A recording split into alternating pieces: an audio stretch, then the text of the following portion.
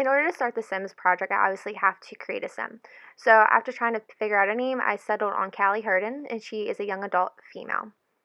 The next thing I chose was different hairstyles, and I tried different colors and different styles of the hair and added some highlights. I decided to also restructure my Sim's face, give her thinner eyebrows, thinner nose, plumper lips. I even gave my Sim freckles and green eyes, and she's wearing makeup that looks nothing like me, but that's okay. That's kind of the point, that you can be whoever you want to be. So one of my favorite things when I play The Sims is picking out outfit, and it actually took me like 20, 25 minutes to decide what I wanted her to wear. And after scrolling through everything, I finally decided that I wanted her to dress up like a hot dog. No, I'm just completely kidding, even though it would have been really cool for her to dress up like that. I did pick something that was kind of trendy or something that I would wear. And then I also decided on her formal wear, her nightwear, athletic wear, swimwear, and her outerwear. But the next thing is, what is most important is her traits and who she is as a Sim. So one of the first traits that I chose for Callie to have is for her to be a vegetarian. So this basically means that she doesn't eat meat, she only eats plant products, and she has to make special vegetarian meals. The next trait kind of goes in hand with that, and that is that she is a animal lover. So she loves cats, dogs, and wildlife and horses and everything in between that you can think of. The following trait that I chose for her was to be a hopeless romantic. So she wants to fall in love with someone, she wants to be dedicated to only one person, and she will hopefully find that. The next trait that I chose was like she loves the cold, she loves the winter, and loves the fall, and hates the hot, which is very like me. And the last trait that I chose for her was artistic. So she likes to write, she likes to paint, learn guitar, anything like that. That's what she's really into. So after figuring out Callie's traits, we had to figure out a lifetime wish for her to have. So I ended up settling for her uh, having a lifetime wish of adopting 6 strays. I also got to pick her favorite food, which is spaghetti with veggie sauce. Her favorite type of music is indie, and her favorite color is lilac. And her zodiac sign is an Aquarius. So now that Callie is completed, we can move her into a new house for her to live in and to expand her experiences. So because Callie is a recently uh, graduate of college, she doesn't have much money, but she ends up buying a house fully furnished and only has about $500 left in her bank account. But this is what her house looks like, so you can give a little insight. She has a very small living room and dining room, an outdated kitchen, as you can tell, a very ugly looking bathroom that's like a yellow tint. It's kind of creepy looking. If you go upstairs, she has her bedroom, which is pretty nice. And then the most important part of the whole house is her writing area. So I'm going to go in a little bit more depth about Callie and her life. So now I'm going to start going into a little bit more depth about Callie Herden and how her life as a sim can represent social psychology. So to start off, I'm going to be starting to explain a little bit about her background. I already state some of this for her traits, but she is a recent graduate from her local university and she wants to pursue a career in journalism. She's 22 years old and she's trying to get different options to express her creative side.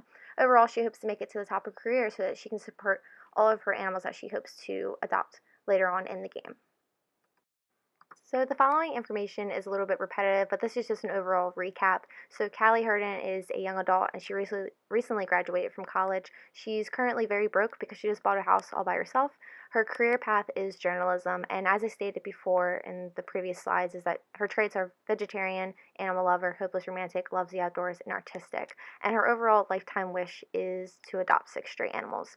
So I'm going to be starting a concept of self-concept, and I'm going to be relating it back to Callie. So what is self-concept? Self-concept is an individual's belief about himself or herself, and this includes their personal attributes, traits, and thoughts. It's what you know about yourself and who you aspire to be. So self-concept is created by you. It's how you view yourself and who you want to be as a person. However, people can influence your self-concept, but it should be motivated by yourself, and that's the most important part. So one of the best ways to gain self-concept is through introspection. So introspection is thinking about the factors that make us who we are, and this is done internally. So the best way to get to know yourself is looking, inward. It's not about everyone else outside of you. It's who you are as a person. So being aware of who you are is very important, and some things that reflect this and that can contribute to that is like self-image, how you actually see yourself as a person. Your self-esteem is your attitude. If you think about yourself in a positive or negative regard, and your ideal self is who you would want to be, that person that you inspire to be. So in this diagram below, I thought that was a really good example to show that if on the right hand side you see the self-image and the ideal image, they are overlapping because they're very similar with one another. Rather on the left hand side, there's not a lot of overlap. It's not very realistic that you could be the best self-concept and gain that best self-concept. from doing an incongruent fashion rather than a congruent fashion. So an example of this through my sim is Callie and her broken computer. So as I mentioned before, she wants to be a journalist, so writing skill is very, very important. So she needs her computer to write and to do those things. She broke her computer and she called her repairman to come by to fix it. So you might be wondering, well, why? And she spent $50 on this, by the way, and it ended up not being fixed. But she ended up calling the repairman because her self concept, she's like, well, there's no way I know how to fix something like this, electronics. It's not the skill set that I know. I'm a very hands on person, I'm very creative, but I don't know how to, fix a computer. I'm not very tech like with that. She ends up befriending the repairman and he ends up not actually fixing it. She had to fix it herself. And she was able to do it without like electrifying herself. So that's awesome. So that means that she gained something from her self concept from not believing in herself, but now she can believe in herself that she can do things like that outside of her comfort zone. So now we're going to be looking at self-esteem. So how does self-esteem motivate us? Well, self-esteem, like I mentioned earlier, is the degree to which we perceive ourselves positively or negatively, and this is overall the attitude toward ourselves. So there's actually a scale in order to record this, and I think I'm pronouncing this wrong, but it's Rosenberg or Rosenberg scale, and basically a person would be given a statement, like the following statements, and one of them says, like, I wish I could have given more respect for myself, or I certainly feel useless at times, and they would either, agree, strongly agree, disagree, or strongly disagree. Sorry, it might be a little bit hard to see that image. Um, but self-esteem motivates what we do and what we will do and how well we would do that. So one example is trying to impress others. We want to show like, hey, I can do this and no matter what you say. Or wanting to be a better person. Maybe someone's like a bully or something and they want to show like, I can be whoever I want to be. I don't have to be this way. I might be viewing myself negatively and be treating other people poorly because I don't feel good about myself on the inside, so I show that on the outside, but I can be a better person. I know I can. Also, they can make a name for ourselves. Maybe someone calls you dumb, and then you're like, well, there's no way I'm dumb. I get straight A's. I'm on honor roll. So you can show that that's positive self esteem. And also being able to be our truest selves. There are people out there who unfortunately can't be their true selves because they are afraid about social norms and like how people are going to view them if they try to be unique and different than what everyone else is doing. So being to our truest selves will provide a better self esteem as well. Using another example for Callie, on the bottom picture, if you guys didn't notice if you play The Sims, that there is a performance bar that you have when you enter into a career. So the little red box is showing you that. So there are certain things you have to do in order to make the green bar go all the way up, and that's when you know that you're getting the next promotion. For Callie specifically, she had to work on her writing, for example, and she basically has to make the scale all the way go to the really smiley greeny face all the way to the right. So in the left-hand picture above that, I'm showing that Callie is practicing her writing skill. She was going from the writing skill from 4 to 5. So at the very beginning, she's, at the very bottom of the bar and she's trying to develop that skill. On the right hand side, you see that she did finally develop it.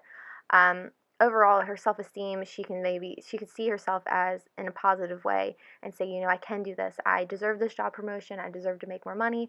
I want to be able to support myself by myself and yet again make a name for myself into the journalism career. So in order to get that promotion and show my boss that I'm worth it, I have to work towards it and I know I can do it. And she would practice writing before bed and in the morning, she would sometimes not be able to see people because she would rather stay inside writing. So that's an example of her self-esteem. Now we're going to discuss a little bit about how do we represent ourselves to others. So we represent ourselves to others under certain circumstances. So this depends on environmental and situational factors. So this basically means that people act differently and show who they are differently around different groups of people or different environment settings that they may be in. Some may find it hard or difficult to truly express who they are because they might be afraid of repercussions or how people will kind of look at them funny. And they want to kind of fit in, or others may be open about who they are. They're not afraid to express themselves. And these are the people that are super unique and they kind of just do whatever they want because, you only get to live here once, so you might as well be who you are. So an example of this for my sim, on the top right picture, she's digging through trash. So as part of the journalism career, you have to write stories about your neighbors, whether they be good or bad stories, although you do get more popularity if they're bad stories. So she's digging through the trash to find any information about them. On the bottom picture, she's having lunch with one of her friends. So she's representing herself differently. So when she's by herself and she's focusing on her career, she's doing like kind of scummy things, but she has to. It's part of her career and she has to do it to make money, right? It's part of the job. But on the bottom picture, she's talking to her friend. She's obviously not like interviewing him or trying to get dirt on him. She's having a nice conversation at lunch with him. So she's displaying herself differently. Doesn't mean that she's a bad person in the top picture, but under certain circumstances and situations, she has to be the way that she is. So, can self concept change? Yeah, absolutely. I do believe that self concept can change, but it depends on you to make that change.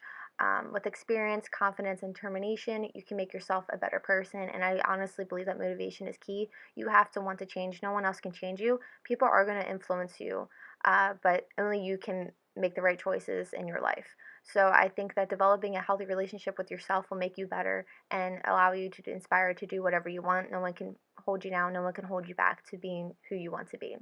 So overall, after playing my game, Callie, I have a couple pictures of her. She did end up adopting one cat. She didn't really get to adopt all six. So she didn't reach her lifetime or her lifetime wish, rather. Yeah, she didn't get to do that, but that's okay. I think because of her self concept at the beginning and a little bit of mine, I was so focused on her career and trying to get her skills and to make as much money as possible. I kind of honestly forgot about adopting the pets. I kind of put in the back of my mind, like, maybe she needs to save up money for it, but the pets aren't really expensive. Um, so she didn't get to accomplish that, but that's okay because she started to. She started to realize that she needs to go out more and to see more neighborhood pets and adopt more from the shelters. She's, talking to a horse in one of the pictures, and she also developed a relationship with that repairman that took her money and didn't fix her computer, but that is not her boyfriend. That's being showed in the right hand corner of them having a hot dog eating contest.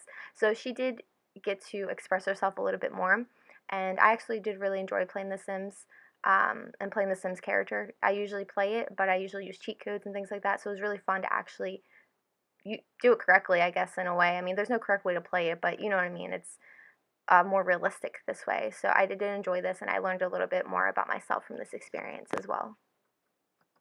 So this last page is my references, and I appreciate everyone who's watched it. Thank you.